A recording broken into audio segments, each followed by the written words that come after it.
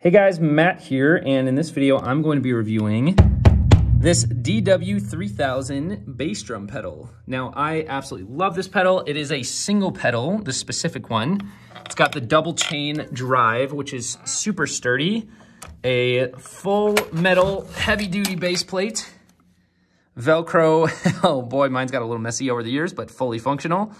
Velcro on the bass plate, and we've got these spikes for staying into carpet, so the pedal does not move. And once the pedal is hooked onto the bass drum, let's get this, there we go. We're just lining it up right there.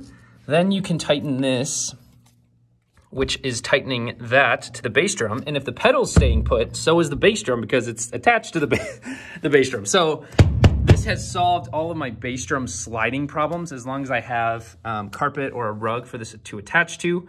It does have an included drum key and a little holder for it on the bottom here, which I think is great. But the main reason to buy this is for the feel, the heavy dutiness of it. This thing's gonna last. This thing ain't gonna break. They do have, I love that the drum key's built in here in case you ever forget one or need it. But we've got the, oh boy, this thing is solid on there. Oh, I was going the wrong way. Here is the DW bass drum beater. It's got the drum lock on there so it holds its position and you can save that. You tighten that with an Allen wrench to save that position, and then you can just tighten this drum key. So I love that. That's another redundancy protection in case the drum key were to come loose. You still have another thing holding that in. Here is the tension to change the beater rest position. This is super useful. I'll loosen this and show you what I mean. So if I loosen this, now I can change where the beater rests. Some people prefer it, you know, closer to the bass drum if you're playing a really quiet jazz gig or something, or if you're playing more heavy, you can throw it more towards the middle. This is kind of more standard, and then you want to hold that beater in that position, slide this to that correct spot, and just tighten it like so. And now the beater rests in that position and returns to that position. So, and then you can change the tension with the spring here.